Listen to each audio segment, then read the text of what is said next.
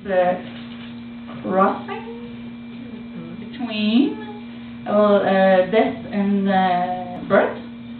Does it sound? Okay. So it's like a certain point where both are similar in a certain way, and searching for equilibrium. No. Equilibrium. And happiness and love and everything a woman just like me is searching for. This is not my story. I'm writing about a painter who's also a mother and just a liver, not like a foie.